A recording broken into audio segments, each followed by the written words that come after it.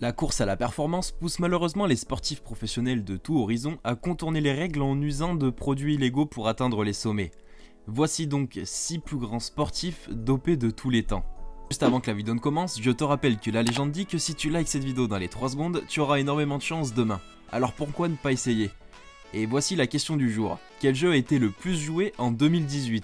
Réponse A, League of Legends, réponse B, Fortnite, ou bien réponse C, Grand Theft Auto 5. Donnez-moi vos réponses en commentaire et nous saurons en fin de vidéo si vous aviez raison ou bien tort. Allez, bonne vidéo. Ben Johnson est son record de Séoul. Le Canadien d'origine jamaïcaine est le premier athlète à avoir passé la barre des 9 secondes 79 sur l'épreuve du 100 mètres lors des JO de Séoul en 1988.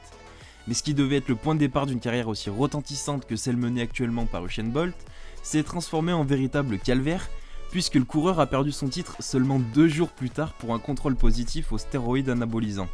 Ben Johnson écopera d'une suspension de 2 ans avant d'être radié à vie pour récidive.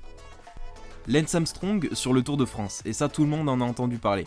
Suspecté à de nombreuses reprises au cours de sa carrière mais jamais vraiment inquiété, le cycliste américain a finalement été contraint de cracher le morceau sous la pression médiatique au lendemain de sa 7ème victoire consécutive sur le Tour de France. Maradona dopé lors du mondial 1994, champion du monde en 1986 avec l'Argentine, champion d'Italie à de multiples reprises, et même vainqueur de la Coupe d'Europe en 1989 avec Naples, Diego Maradona a été contrôlé positif à l'éphédrine lors du mondial 1994 et donc logiquement exclu du tournoi.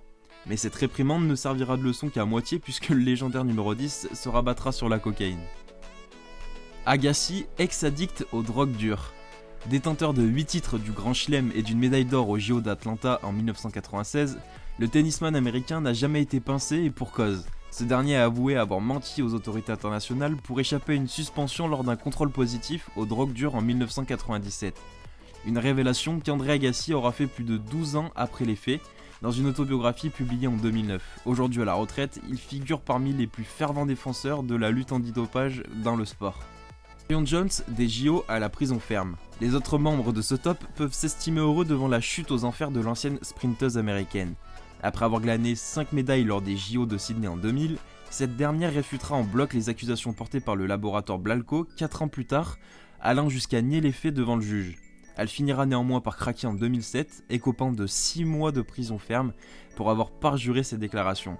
Ses médailles olympiques lui ont toutes été retirées depuis, et ça paraît logique. Zidane et la créatine lorsqu'il était à la Juve. À force de cultiver le mystère autour de sa personnalité, Zinedine Zidane a fini par attirer les soupçons, notamment lors de son passage remarqué du côté de la Juventus de Turin, et l'ancien meneur de jeu turinois a avoué avoir pris de la créatine lorsqu'il jouait en Italie, un produit interdit en France à l'époque, mais autorisé de l'autre côté des Alpes à l'époque. Voilà, cette vidéo touche à sa fin. Pour la question du jour, la réponse était bien évidemment la réponse B, Fortnite. Bravo à tous ceux qui auront trouvé la bonne réponse et qui l'auront écrite en commentaire. J'adorerais vos bonnes réponses. Et nous on se retrouve demain ou dans quelques jours pour une nouvelle vidéo. Allez, ciao ciao.